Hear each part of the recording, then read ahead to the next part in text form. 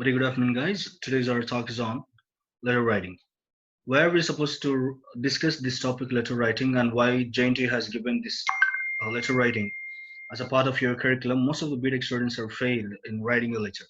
So whenever they ask to write a letter, they are actually writing something. I hope this topic will actually help you to write a better letter. And when it comes to, there is a saying, all good writers are not good speakers. All good speakers are not good writers. But we BTech students must be in the position to write well and speak well. We must balance the speaking and as well as writing. So this topic will actually help you enhance your writing skills better.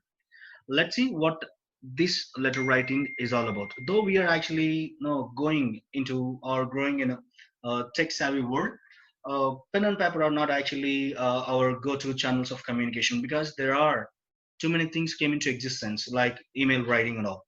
So even email writing, whenever you ask to write an email, most of the people do not know what to write in an email and how to start writing that too. So if possible, we'll see the topic in the next class. And followed by when you're actually going after this one, email writing or WhatsApp, still companies are asking you to write a letter. And still, if you in our colleges, faculties are asking us to write a letter, HODs are asking us to write a letter, and even principals, when you go to principal, even they're asking you to write a letter.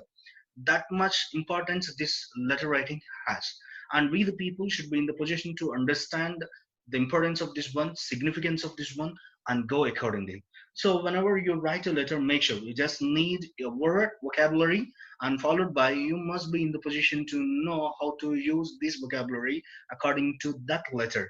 So all you need your thoughts and as well as opinions on a blank paper. So in this topic we're going to discuss letter of complaint, letter of requisition, job application, and resume. Why we are actually going after only two letters? Most of the times, students are asked to write a complaint letter and as well as a requisition letter. Requisition letter is all about request letter, and followed by once you complete your BTech or when you're going after your final year, you maybe start appearing to the placements. So when you go for a placement, so you should be in the position to write your own resume. I'm telling you, most of the people are actually copying the resumes. This topic will actually help you to write your own resume. You can prepare your resume on your own after this topic. Take it for granted. And followed by some of the companies, well, not only they're asking you to send your resume, they're also asking you to write cover letter to that. So cover letter is the one which actually discuss some of the skills, some of the experiences that you actually gone through, that you actually experienced in that. So this will actually help you to project yourself better to the recruiter or to the employer. So these are the points that we're going to discuss in this area. Let's see, how are we supposed to write a complaint letter first? So the question is here, we asked them to write a letter to the Valentine company, valentine.com, about a kettle that they recently bought. See, when we are writing a complaint letter, make sure you have to write, so according to this, what you call the parameter, according to this structure, according to this setting, you have to write the letter. So in the beginning, make sure you should write to address and followed by the date, and the next, which is very important, that is subject. So this subject is considered as a heart of the letter.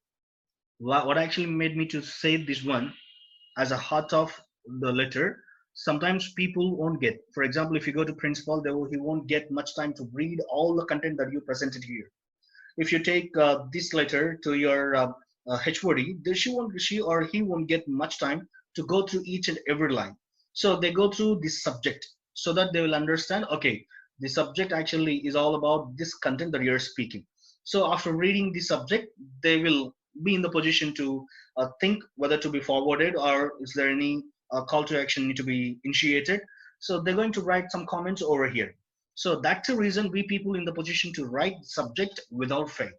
And after writing the subject, don't forget to write the salutation.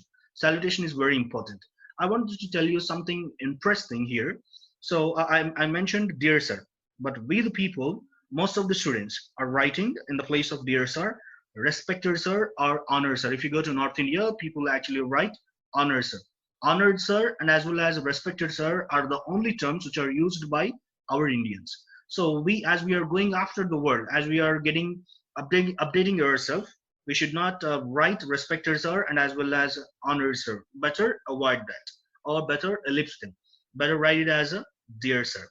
And when it comes to the content, make sure if I'm not mistaken, you're seeing I did not write my name, I did not write the branch, or I did not write any other thing. You're not going to see any of my details in the body. Here, whenever you write a letter, make sure, it could be anything for that matter, you can directly start hitting the point. So I started writing about I'm not satisfied, I'm completely dissatisfied with the product that I have bought on so and so date, and followed by, so I'm telling what the problem that I actually faced with this product, and later what the initiations or what the things need to be done. That is what I actually explained in the body, and followed by I dropped my mobile number for further actions, and followed by I wrote yours sincerely, which is said as leave taking, and I provided my address. So why I gave my address here? If it is possible, they may actually replace the product. So they actually send that product to this address, or if there is need to be communicated, they can actually go on with this mobile number. So this is how we actually write a complaint letter. So according to this structure, according to this parameter, one should have to write one should have to write this complaint letter. So hope you understood how to write this complaint letter. Our next slide actually talks about how are we supposed to write a requisition or a request letter. So I took very common casual point here, which actually happens in our colleges. That well, I asked them to write about write a letter about when you actually lost your I card. You have to write a letter in order to issue the new one. See here, when you're writing a letter to your principal, make sure to the principal, this is how you have to write. If you're writing the letter to your HOD, make sure you should not write to the HOD, but you should write to the head of the department. Make sure of this one. And if you're writing a letter to the AO, you should not write to the AO, but you should write to the administrative officer. We are not supposed to use short forms of designations. So better write the full forms of it, followed by the college name and the place of the college you should write. And after writing to address, don't forget to write the date. And as I told you, the importance of the subject. The subject supposed to be written. So on seeing this subject, people will decide what need to be done or what to be done next.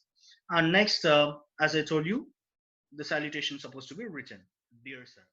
Not writing, or I did not write my name or my roll number, my so when we are writing this letter, so don't forget, we're going to write our because anyway we're going to write our name and as well as roll number and department down there. So that's the reason we are just avoiding writing this name and roll number to the branch in the body. So in the body, we directly hitting the point that we are saying that I lost my ID card. We're going to say where we actually lost that one. So I lost my card at cafeteria when it happened during the lunch break. So then I'm going to tell what kind of problems that I've faced. So when I'm not carrying this ID card. So we are regretting for that. So we are requesting our principal to provide or to issue our new ID card. So that is what we actually written in the body, and followed by see here we wrote yours obediently. And here when it comes to this complaint letter, we wrote this is called leave taking yours sincerely. There is a word called phrase called leave taking. So where you're actually saying yours sincerely in this complaint letter. And when it comes to a requisition letter, when you're writing in educational institutions of being a student, we wrote here yours obediently. Remember one thing here, when you are a student, you're not supposed to use any other leave taking except yours obediently. Make sure of this one. And if you're writing a letter to your friend, then you can use yours truly, or yours sincerely, or yours faithfully. Or if you're writing a letter like this to somebody, then you can use yours sincerely. And you can write yours lovingly for your when you're writing to your beloved ones. So this is the thing. So remember one thing: when you are a student, you should not use any other leave takings except this yours obediently. And followed by you have to write your name and the roll number specifically, and then followed by the department that you belong to.